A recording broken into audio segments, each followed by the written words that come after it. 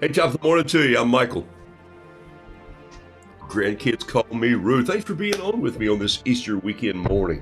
Got just a little bit of time with you this morning.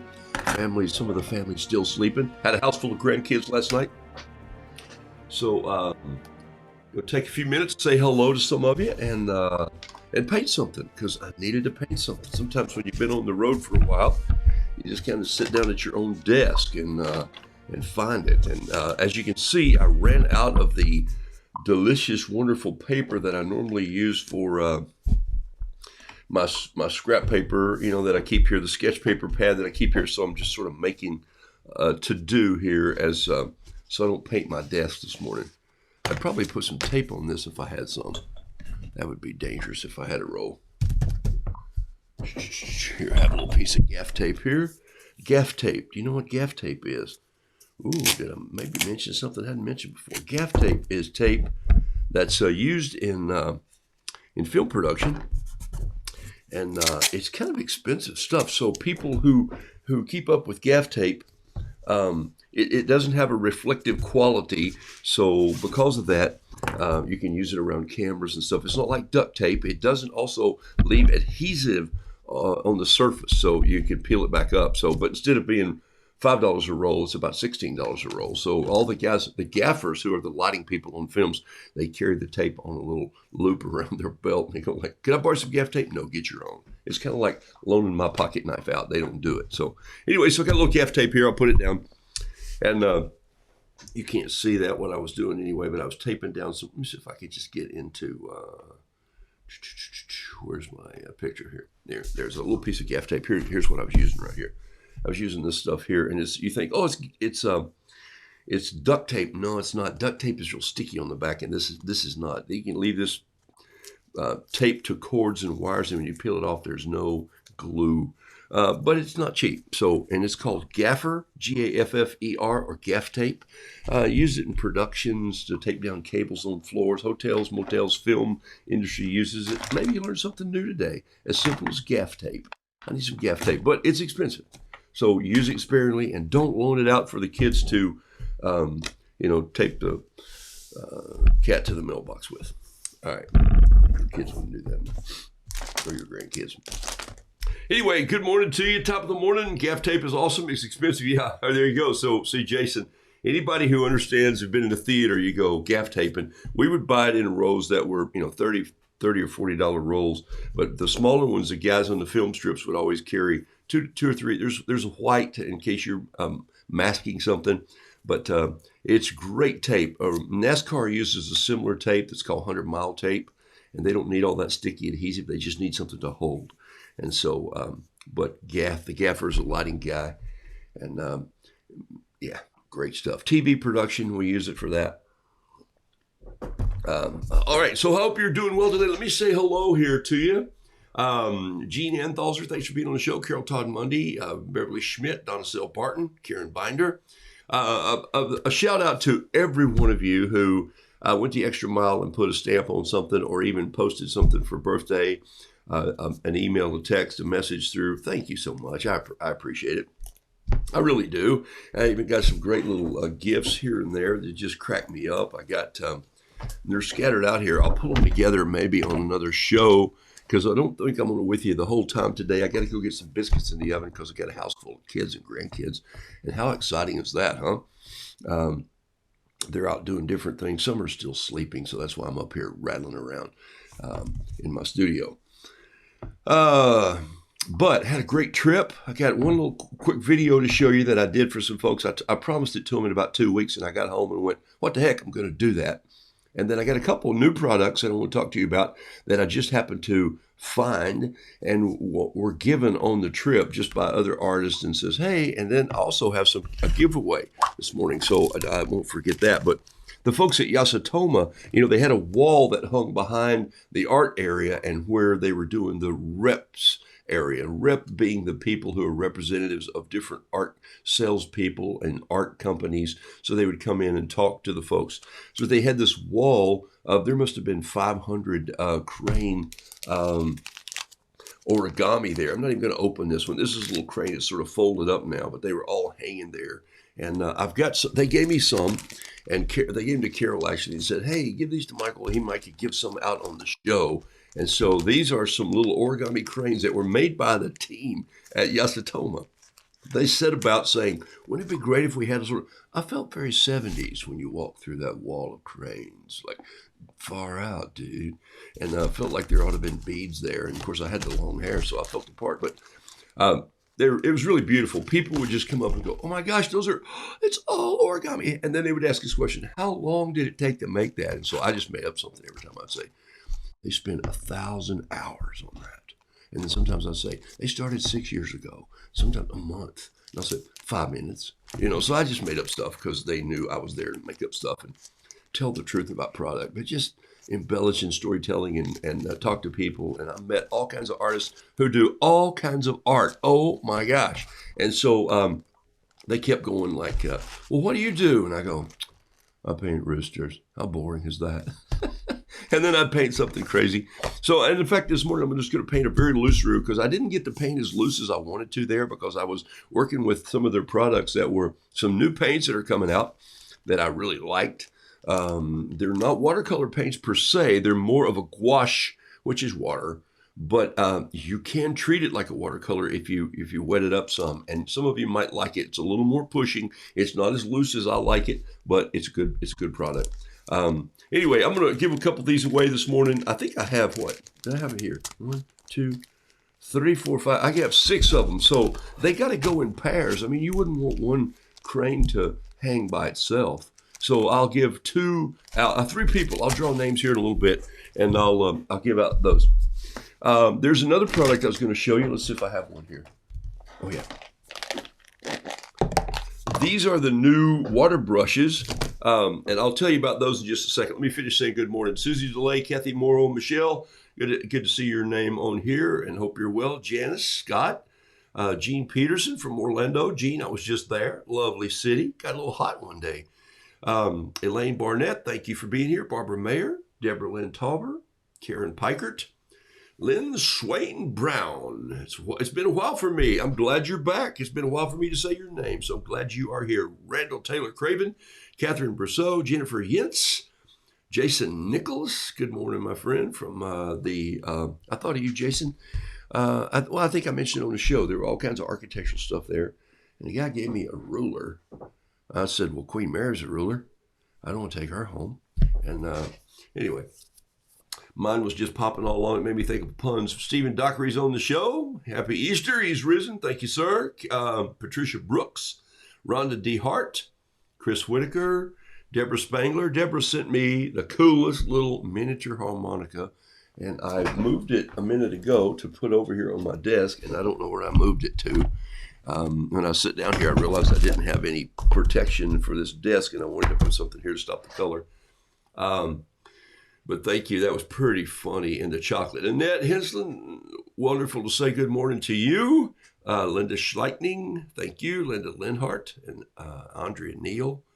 Cindy Withermood. Terry Tardy from Salem, Oregon, the capital city. Well, there you are. I was going to say Coos Bay, but see, you put it in there for me. So June Jones, loved your card, and thank you for the referral, ROUX.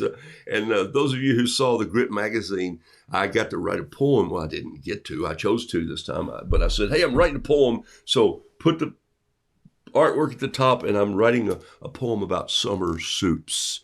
And so it was about summer, summer soups. But then I thought, some are soups and some are not.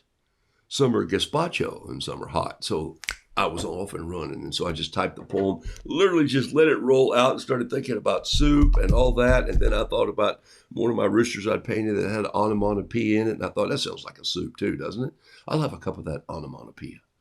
And so I rolled that into the poem. I love writing creative things like that. And I'm glad they thought it was creative. Okay, so here we go. Fern Skelly, thanks for being on the show. Heather Kuhlman, Pat Brooks, welcome again. Paula Lindy. It's Paula Lindy.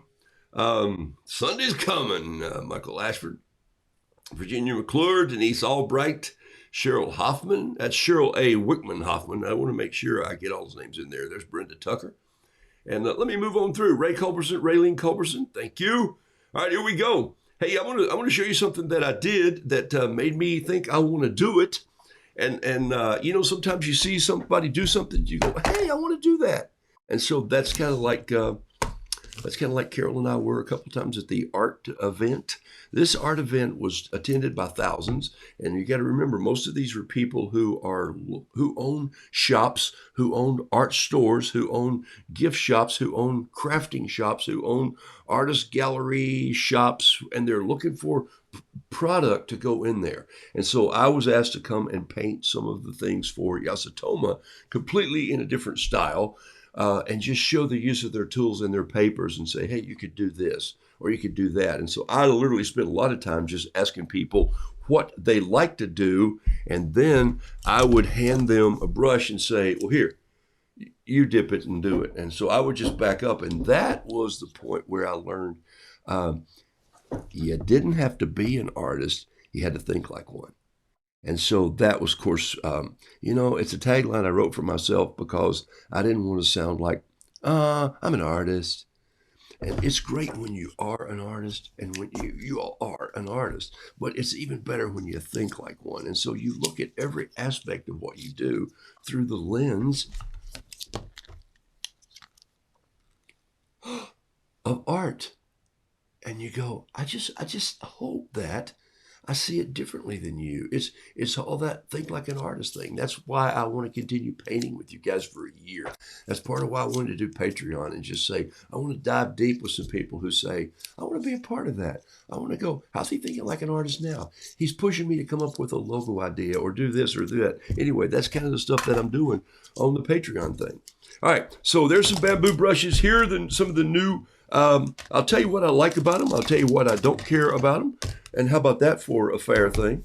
And but I'll do some of that later on the show. But I want to show you one here that's here somewhere. Let's see if it's here. This one right here. Okay, you notice most of them are a nylon tip. This one, of course, is nylon, but it's never been used. And I just spilled water all over my desk. And that's why I should have that paper up here, but I don't. So as you can see, they bend just like this. Look, can you see that bending over? There it is right there. Dink, dink. All right, so you've got regular brushes, but look at this one. It's it has a plunger, so if I wanted to fill it, I could take it like this and unscrew it, and then I grab it right here and I pull this back, just like you would a syringe, and it sucks the water up in there. Then I can turn it and I can push this back up this way, and it goes down. Put the cap back on it, and there's a couple little pinch points here that will cause the water to drip out accordingly. And you know I love these when I travel. I love doing my journals with these. But they've created another one. There's more. They've created one that has a tip like this. See this little tip here? That tip is not a paintbrush tip. What? It's a felt tip. Felt tip. And so we put ink in some at the art show, and we put Hydrus colors in some.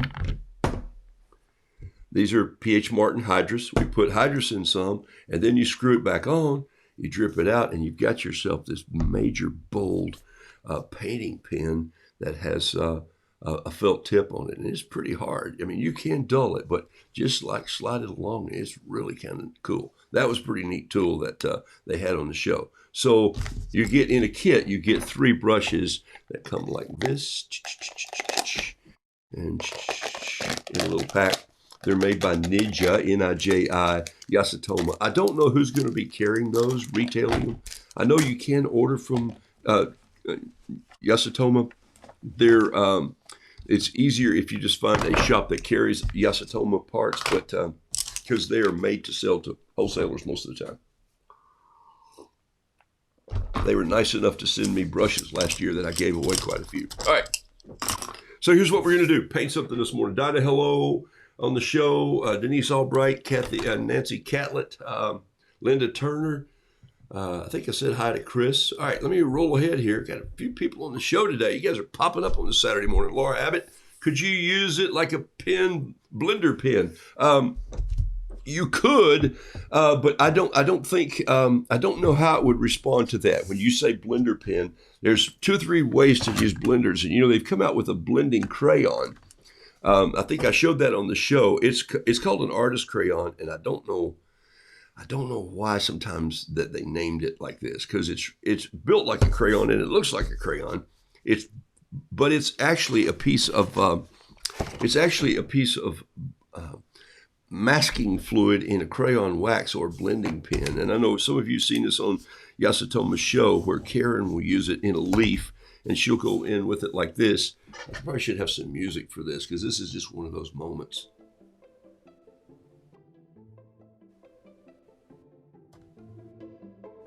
Oh yeah, there it is. So if I come in here and I'll go a little bit of a leaf vein here, and I want to just leave some spots in this leaf. And so if I just touch, wherever I touch this pen, is going to leave a little, and I'll show you right here. I'm just going to put an R right there. And so let me go grab a little bit of paint. Let me wake up these colors here a little bit. Hey, you guys, morning. And let me go grab some water, and let's just go in here with a little bit of, what did I grab here? I should have woken these up over here. Some yellow or green. You know, you've been on the road a long time when you don't know your yellow from your green. Okay, so grab a little bit of green leaf, and I'll just come in here, sweep this across with a little more water in the brush. And you see what happens. Everywhere I touch that pen, and I'm painting the whole thing, everywhere I touch that pen, there's a little bit of a spot coming up. You can't see it. You're going, what's he talking about? Here it is right here. Take a look. See the R up here right there? Okay, there we go. So there's the R. So I just used the pen to do, I just did the R. Boop, little R right there. Show you another color. Here's the red. Here we go. So there it is. So it's like masking fluid, but you don't have to peel it off. You just leave it on the art. And they do call this a little bit of a blending tool. So if you've got some, but I'm not really sure how Karen uses it as a blending tool. So I'm going to have a phone call with her. I'm going to say, when you call this blending tool, what are you doing? Because to me, I'm finding that it blocks it out. So, but they do have a whole series of these crayons that are kind of funky. I know some of you paint on rocks and things like that. They've made this new list of artist crayons and they'll paint on other surfaces. Pretty funky. I mean, like they were doing some little Mexican, what we call Mexican river slicks or Mexican boulders. They're the ones that you put in your ponds and plants, and they were making some cool designs on those for those. I don't know. I don't do that sort of thing. So, but they were pretty cool. I didn't have to demo those, and it was a good thing because I would have messed that up for the whole cotton picking company. All right, so glad you're back on here. It's a holiday maker, Andrea Neal says, and Andrea, that's exactly what I call it. And to who makes masking crayon? It's made by Yasutoma. It's called an artist crayon, and it's called a blending crayon. So that's what it's made by. Okay. So, hey, a little painting for me this morning with some small inks. I'm going to show you how I'm going to do a small little painting right here, just in a rooster. I haven't done a full-blown rooster in several days. I did a couple little tiny things, but I'd get started on something, and before I could finish it, lo and behold, somebody would say, yeah, but what about that? What am I going to do with that? And I'd go, I don't know. What do you want to do with it? And so that's what got us into artist discussions. And I basically said, you don't need an artist to come and do your booth. You need somebody who hears people, asks them questions. And so that's what I did most of the time. What is it you like to paint? What is it you like to think about? Where is your style? Does that sound familiar? Oh my gosh. So that's why I was there. And so this is the Hydrus ink or watercolor. Just put a little bit right in here. Just drop a little piece right there. Haven't done this in a while, and so every now and then on Saturdays, I like to just come in and just kind of get crazy with this hydrous. And this is Dr. P.H. Martin's. Is that blue? Yeah. I think I should put a little black in there too, just right there. And then maybe just a little of this white too. I'm using a lot of colors here this morning. Put some white right there, and put some blue down here, right there. That blue looks black. Maybe I put the wrong thing in. Grab my straw here. Just give this a little toast.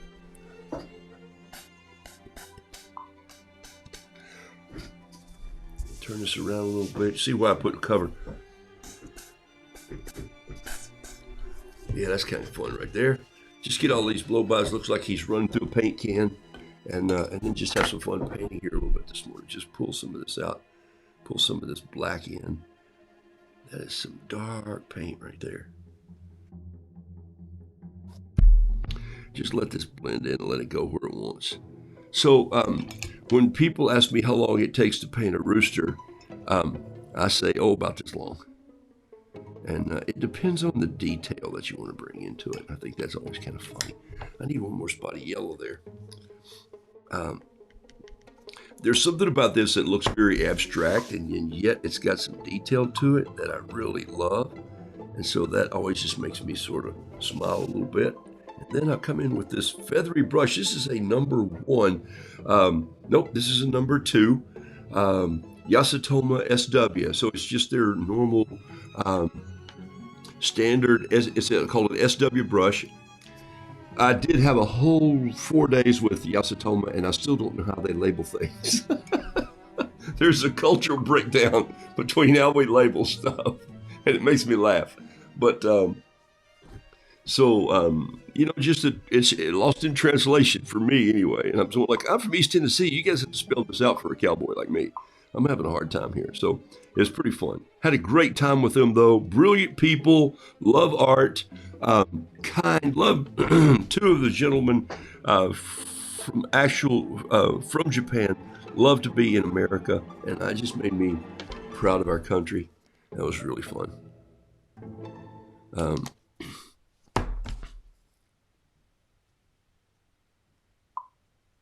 Put a little fluff hair up there on his neck. Come in here and get this. This is why I love doing this so much. This is just kind of the fun stuff that you ought to get to do when you're just playing. And so when my grandkids get into this kind of paint, it's so loose and easy to flow, especially with the bamboo brush. It just takes off, and you got to kind of love it.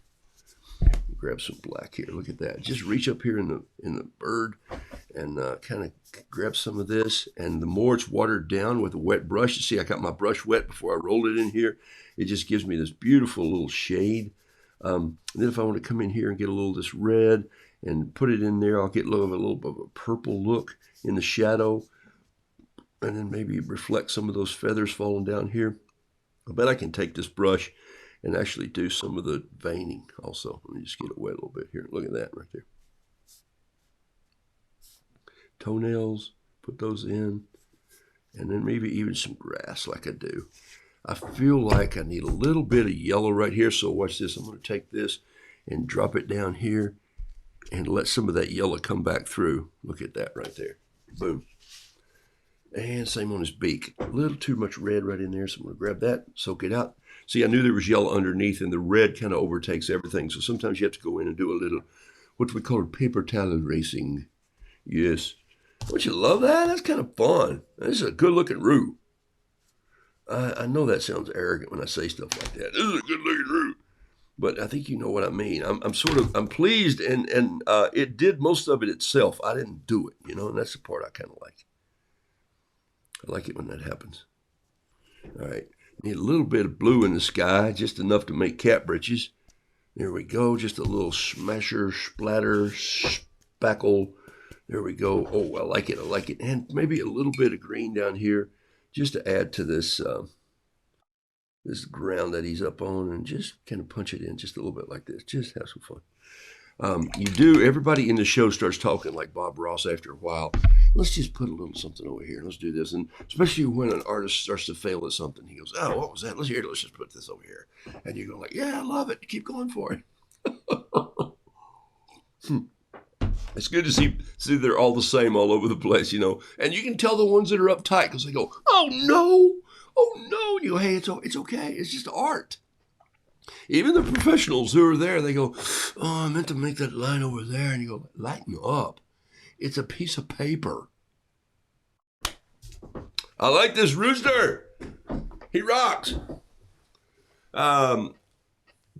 If you get the water right, it just paints itself. Linda, I've been saying that since I started. My dear friend Keith Gold, who I saw and just got a note from this week, said, I love your roosters. This was 12 years ago when I started, but he said, let me tell you something. Paint with the water first, add the color. And what do? I still paint with the water first and add the color. He must have just shook off his dust bath. Isn't that perfect? Yes, and that's one of the reasons that I like this brush. It's hard to do this with a regular nylon or a sable, an $80 sable. But you can do it with a $9 Yasutoma brush. Okay. Talked about loosening up. Pat, very strong lefty. Okay, yeah. A part of that is this brush too weighs so little, and just put on a nice piece of music, and stop choking up on your brushes like this, like you're afraid they're going to fly away. But pull back here, and just get back here, and just start letting it turn loose. And so some of these little twisty marks, you're going to say, "Oh, that really doesn't look that good." And you go, "Yes, it does. It looks great." And so you can see why I love painting with, I'm going to do another one here on this dirty piece of paper. But I like this rooster. He's good. He's very good. All right, I'm going to drop him down here on the floor. Hope he floats down face up so I don't have to have a rooster imprint on the rug down there or the carpet in this room, which we haven't changed the carpet in this room because you know why. As soon as we do, we're going to have to put in, maybe we could put in watercolor carpet. All right. Maybe Blick has them. I'm not sure what you're asking if maybe Blick does. Yeah, I don't know. If you're talking about the blending crayons, Create Like a Child, Bob Ross has his Doers. And Jason Nichols has his Growies. Growies. I'm not sure what that is, but if you're left-handed, favorite art technique or inspiration from the trade show is, wow. You know, I'm going to throw you a curveball here, Jason, and I'm going to show you what it is. I was inspired once again by the abstractness of marbleizing paper. What a great question. Thank you. I'll take it right now as I heat up my coffee or tea. We walked by three gentlemen in this booth, and the moment we stopped to say hello, a lady comes around the corner who's just filled with life. Booyah! Her name is Tulay Spickler.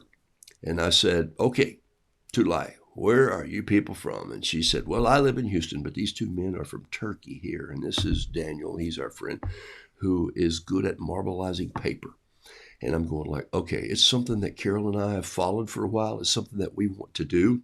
But it just seems so hard to do. You got to build this box that holds water, and you have to mix up all this heavy water, starchy substance that all your inks and colors float on, and it's just complicated and you got to have a place, and you can't bump the table. It has to be still, and there's all these pieces to it that just make it complicated.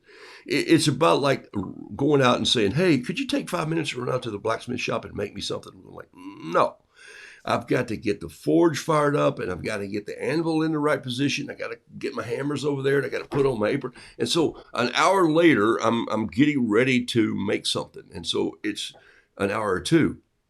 So they have come out with this kit, of marbleizing kit, that is going to be on the market soon. And it may, I don't think it's on the market yet, but it's coming, and they're going to try and put it in some big box stores. And so they said, what we need is some sort of little, everybody needs something. And they're a shoestring budget company. They were in a little booth. And so I just said, let me do something to help. I said, hey, I don't have my camera gear with me, but I have my iPhone, and it's a pretty good iPhone. I'll meet you here in the morning at 9 o'clock, and I'll just shoot a little video.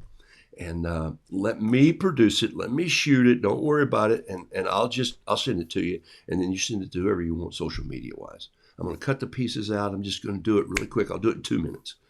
It'll take me 20 minutes to mess around with you because I want, and he goes, well, I'll give you the piece of paper. And I said, give it to Carol. She loves your paper that comes off this. So here's what I did. I ran back in. They were all there. And I said, go from tip to tail, but while you're getting ready and cleaning off this, I'm just going to shoot some product in your booth. So I just run around. I go inside their booth, and I'm just shooting stuff like crazy. And I said, you got to let the old man producer just do what he does. And so here's what I came up with. So I came home, and I said, take me 2 weeks to get this together. I got excited about it. And I said, they said, well, gosh, we feel like, I said, send me a kit. I'll do this for a kit. Send me one of your high-end kits. And I will, Carol and I will do some marbleizing paper with it, and then I'll do it on the show, and we'll just pass or fail right on the show and let you guys see it. And they went, you're on. So we've had a phone call, we've had several emails come along, and so I was inspired by this paper, and I want to show you. And because here's why. Yes, there's more. I showed them my journal. I showed them one of my journals. They said, show us your art. And I showed them the journal that I did from Maine. And I said, I really would love to do the cover of this journal with marbleized paper or the inside sheet like the old books were, or even the edges. And he goes, that's what we do. This ink will stick to this. They've done tennis shoes. They've done hats. It's pretty dang cool. And here it is. I'm going to run it for you. So here it goes right here. Let me just run the video and let's see if I can find it here. I think I put it in here. Here, marbling. Watch this. Boom.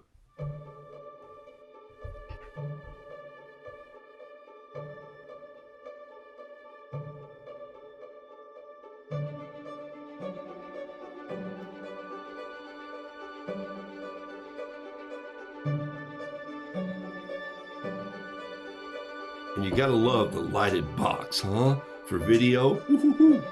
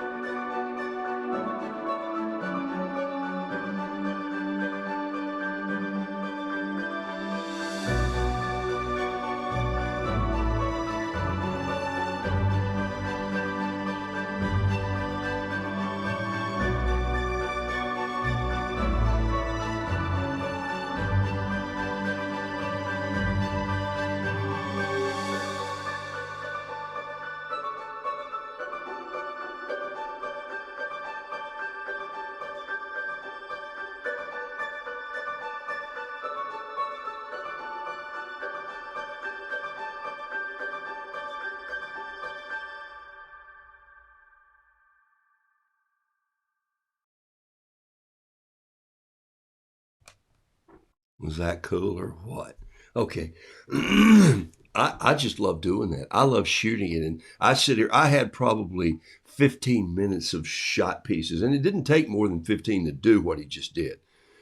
Even the little tools come with it, the little steel rod on the handle that you walk through. Because you see what happens, this heavy starchy water, which is a product that they pour in there. This is the hard stuff to get together. The Chinese did this in the 1560s, and they used bile from liver to make the water starchy. And so it smelled horrible. Anyway, it's not easy. So now you have this kit that is going to come out. And look, don't go rushing and ordering and buying it yet. They're going to send me one for free. I'm going to test it all, and I'll figure out just how long it takes. And hey, I'll sell you right on it because I think it's going to turn a bunch of artists loose making some cool stuff. So think about taking the edge of a book, like the edge of this book right here, and then dipping the edge of that book, zoom, and then zoom, and then zoom. You gotta have the sound effects, zoom, zoom, zoom. And then you get all those prints on here and you let it dry and you go, oh my gosh, look at this. Or you remember the books of old, all the inner flaps were the kind of paper. They were all marbleized paper. They did this years ago. And then it's just complicated and it's messy. So you got to have, it's a little messy.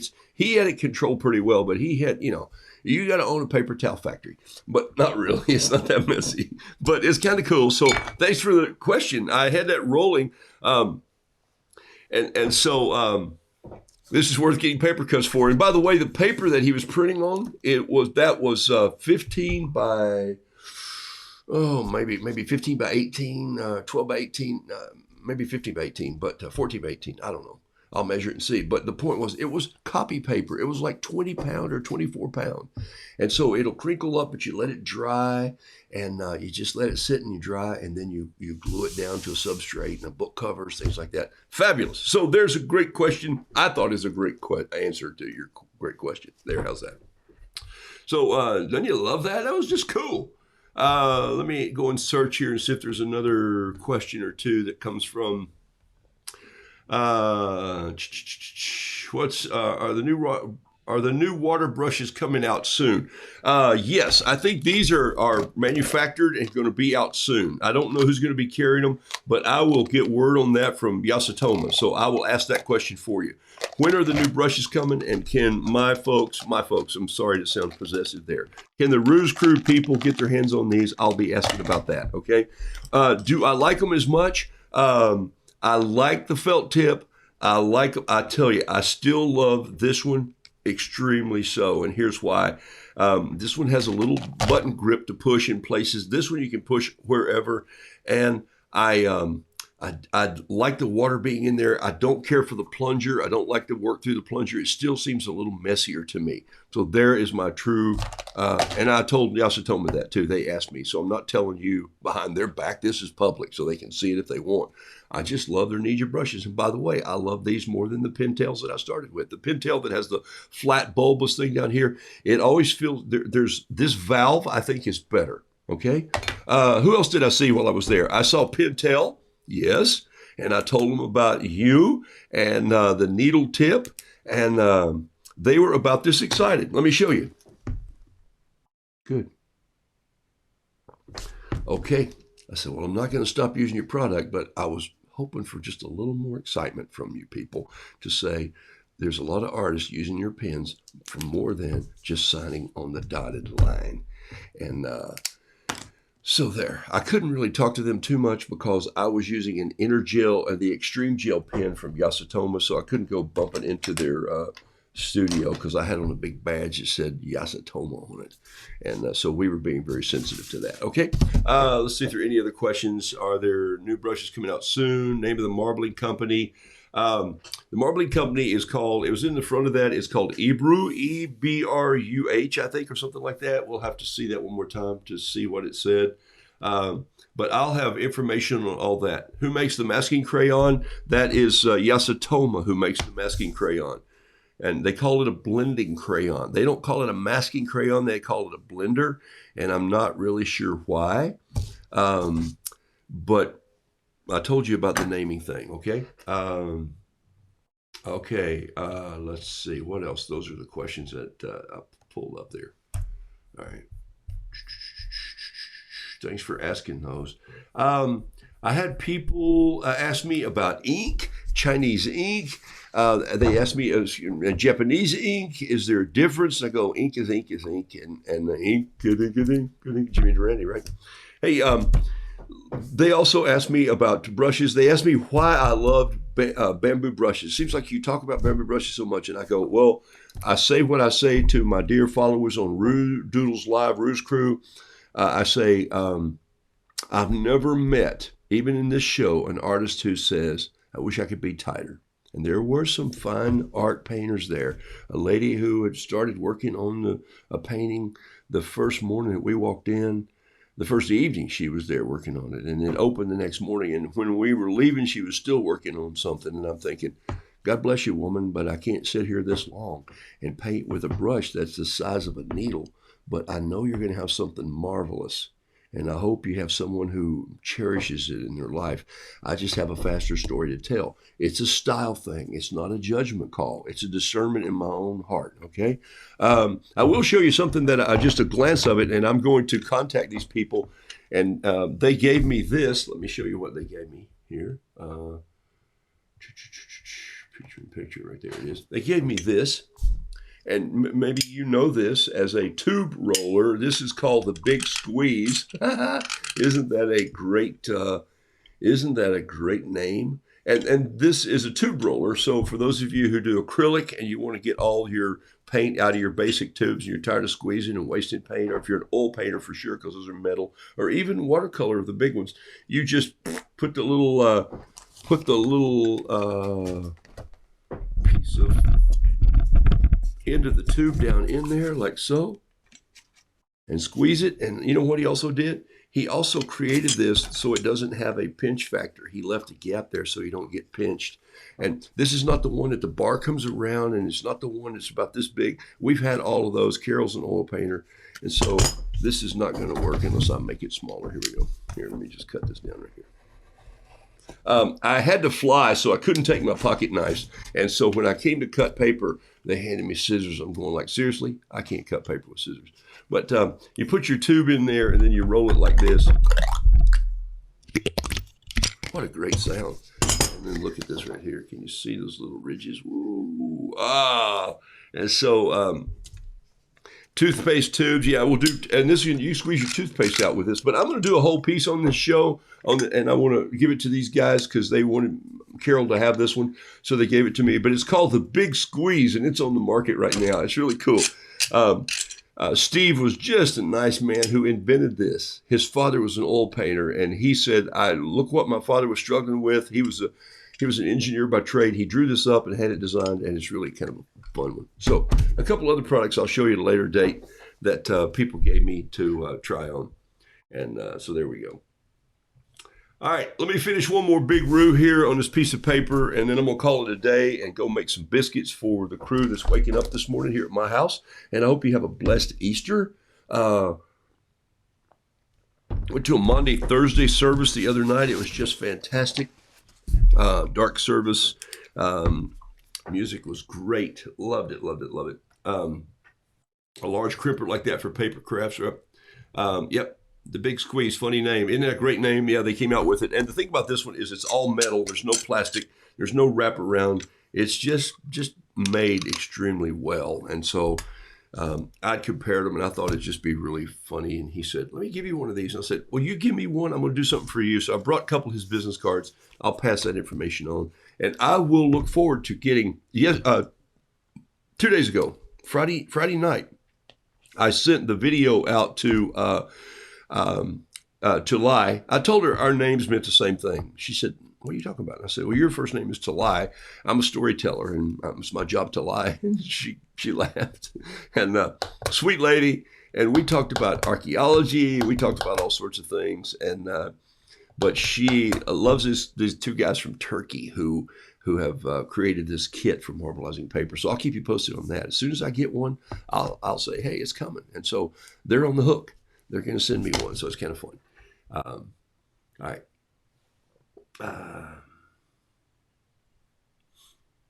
Okay. Favorite question you were asking on the show? I think it was. I didn't finish telling you. It was about bamboo brushes, and I just said the ability to have a bamboo brush and do something with it creatively is really fun. And so I think for me that was probably one of my most fun things.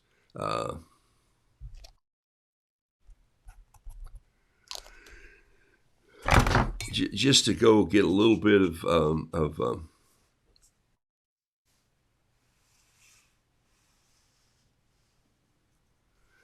just had so much fun with the bamboo.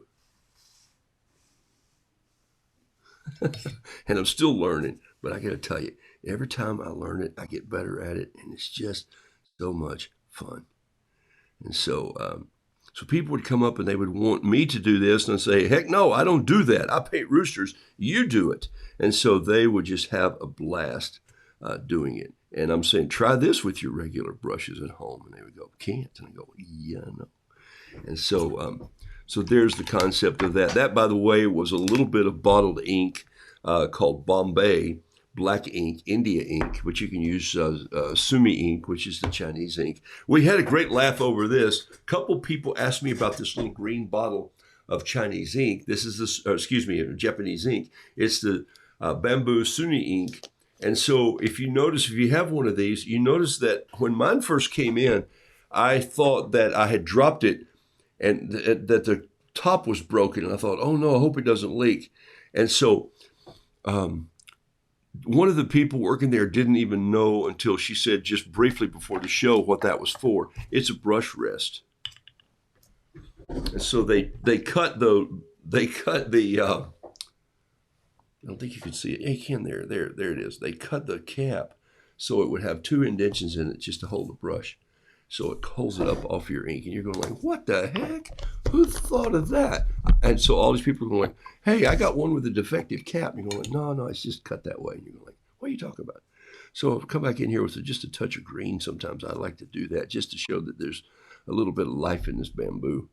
And just touch it. Anyway, so people wanted to come and they say, hey, why don't you show us how the ink works? And I go, no, here, why don't you show me? And so they would grab that and have some fun with it. All right, got one more rooster to paint just with a little more ink here this morning, or watercolor. And I think I'm going to do him, just one of my favorites. This is one that people wanted to see the ink make an image. And so that's the one that I had the most fun with. A couple of you asked, they said, hey, could you do that rooster again? Those folks over there said you did this rooster with ink. And so I said, yeah, you want to demonstrate the ink? This is how I use it. And so I would do a piece like this. And then, of course, I'd go in and get my bamboo brush and I'd paint with water like so. And I just let this be loose. Look where my hand is, okay? My hand's up here. I'm having some fun with that. Just flipping this around like so, putting it in here, maybe crossing over. I'm losing perspective of where the water is, where it's not. Don't worry about it. And just let it come down. And then I'll just go grab some of this India ink right here, and I'll just drop it in like this. Boom. And here, boom. And you just let it take off. And so that never fails to amaze the stew out of me. And you go, look, and then I can pick the paper up like this and just let it connect in all the places. Now, if I want to extend it, I can just take a damp brush and pull it into those other areas like so. And I love the fact that it creates its own grayscale. As more water touches it, the softer it becomes. And so there's a part of that to me that's just really cool. The properties of ink are magical. And so we had a long discussion with a couple of folks about, is this a color? Is this count as watercolor? I'm going like, does it count? Do you see it on the paper? And so they go, well, gosh, I guess so. And I'm going like, what do you mean you guess so? So it's kind of fun. What I learned is that artists get stuck like the rest of us. And they get stuck sometimes in their ways, and they are afraid to break the rules. And that, I think, was one of the most important lessons when you're in a room like that. And then the people who are being innovative and creative are saying, just do it this way. Nobody cares. And I'm going like, yeah, you're my people. And so that was really fun to be a part of something that was happening that way. So that was kind of fun.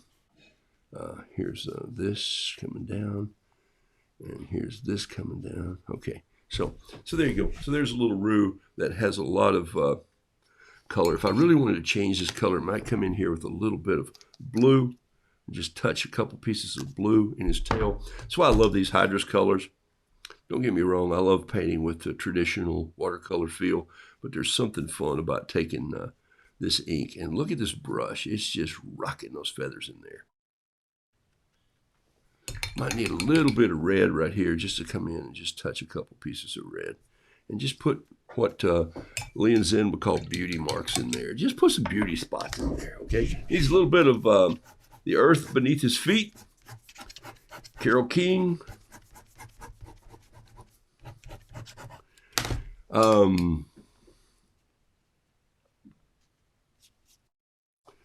You know, there's some things that's simple at the show that you don't think about, and sometimes artists don't think about the ground.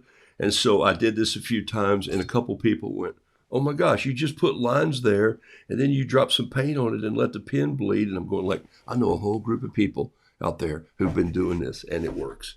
So that was kind of fun too, to show folks that. I didn't go to really demonstrate roosters. I went there to demonstrate product, but in the process, I painted them, did some shrimp. And so there's cool looking rooster right there. All right.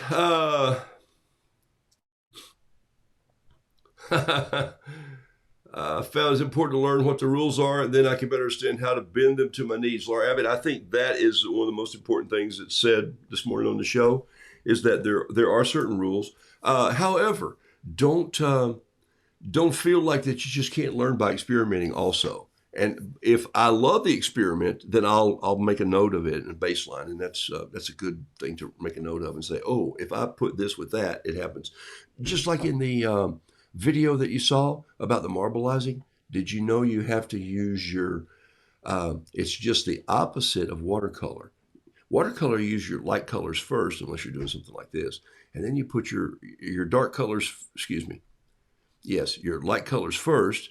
But in marbleizing, you put your darker colors down, they float, and then the other ones pop on top of them, and they float on top of that. So it's an opposite thinking. So, you know, you learn it the first time, and then you just make a note of it, and it's cool. I like using white gel pens. How rude. I love it. Turquoise in the base of the tail. Oh, you need a little turquoise in there? Okay, I'll do that, and then I'll go. All right, here we go. Let's get some Terry Tardy turquoise all the way today from Salem, Oregon. Let's put a little turquoise right in there. There we go. Oh, that looks pretty good, actually. I'm surprised I didn't do that already, but there it is. Boom. Let's just splatter a little of that turquoise in there. I like it. All right, we'll keep it. Here's the two roos I did this morning. Both out of liquid Dr. P.H. Martin's. I really wanted to do that paint. I woke up thinking I'm going to paint with these today, so I drug them out here and slapped them on the bottom and woke them up. And there they are. I keep a little iPhone box over here with several of those in it. By the way, these are about $8 or $9 a bottle. But my gosh, unless you're painting a house, they're going to last for a long time. And I just found my harmonica. It was behind the paints. There it is. It's a mini Homer. Oh, there it is. Well, it's almost tuned. All right, there we go. All right. So let's see. This is the way I play. I make my own rules. I love it. All right, there you go. That's what you got to do. Terry Tardy Turquoise just happened. Hey, listen, have a great Easter. Have a great day with family, or celebrate, or however you honor this wonderful weekend. It means a lot to me. Tuesday, I'll paint Monday regularly right here. Just a quick little time on Monday morning. Still got some family here over Easter, but I'll jump on board, paint with you one more time. And then Tuesday morning for Patreon, I'll see the folks at Good News Roo. And then I'll post a couple things on the show this week also for Think Like an Artist. That'll be out there. So that's Patreon. I did get a note this morning about someone struggling with getting into Patreon, and I'll go back and check all that. But Patreon, of course, is the place where my classes are going to be this year. It's $11.57. Not the time, but the price. That's a monthly fee, and I'll paint 90 minutes. First Tuesday of every month. Boom. Deep dive into art and talk about things that you ought to be thinking about, like an artist, and thinking about to help your art go places, and also just try new things with you. Same I will here, new products, new ideas. And then on Tuesdays, those following weeks, I do a 30-minute, 25 to 30-minute thing with a cup of tea where I'm journaling through the Gospel of Matthew and just keep up with what I read. I am highly favored to have you riding along with me on this. Thank you so much. I'm grateful. Just honored when I showed the people the next morning the video that I'd done live for you, and there were like 700 or 800 views on it. They're going like, who the heck are these people, and what are you talking to them about? And I'm going like, I'm talking to them about art. Jump online. And so thank you for being a part of riding with me all the way to Orlando. It was a great treat to be there. Was it a stretch for me? Yes. Was it an enjoyable opportunity? Yes. Did I learn a lot? Yes. And I think I helped a lot along the way to just choose and think like an artist. And so that was really fun. So honored it was. I'm highly favored. You be blessed, and I'll see you all soon. Thank you so much. Oh, you know what? I was going to draw 3 names. I'm so sorry. See, I still got time. Okay. Here we go. I'm going to scroll this thing up all the way. Wait a minute. Let me get back on the page here. Oh my gosh, a lot of comments. Okay. And then I'm going to scroll back down. I'm going to miss one. You have to do these sounds. And you know what I always do? I always see 3 on the page, and I take the one in the middle. Here's the first one. Boom. Virginia. Yes, Virginia McClure. Virginia McClure. Virginia McClure. Would you send me an email? Virginia McClure. Virginia McClure, send me an email. I'm going to send you 2 of these little crane origamis. And I did not make them. Oh my gosh, I can't fold a business card. Okay. Okay. So I'm going to scroll back and forth. Don't know where I am in the list. Not looking. And boom. Boom. You're supposed to be scrolling. Why aren't you not scrolling? Hold on. It's not scrolling. And it stops. And it is Linda Turner. Linda Turner. Turner. I'm not keeping up with this. Linda Turner, send me an email at roodoodles@gmail.com. Roodoodles@gmail.com. Linda Turner, I'll send you 2 of these.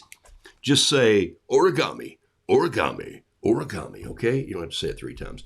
And then one more all the way up to the top, all the way down to the bottom, in the middle, Mrs. Skip, and it's going to be Pam Janotta, Janotta, right between June Jones and Linda Schleichning. So there you go. That's how it popped up on the page. It says EYE. I'm not sure what that comment was about under your name, but it says Pam Janotta, Janotta. Send me an email at roodoodles@gmail.com, and I'll send you 2 of these little origami, handmade by some of my new dear friends from Yasutome. It could have been Wendy or Phoebe or Christina. So each of you are going to get 2 because they need to hang in pairs, or bless a friend with one. Okay, so all right, if y'all send me an email, roodoodles.com. I'll see you guys next time. Hey, looks like my harmonica had a little baby. Look at the size of this thing. That's too funny.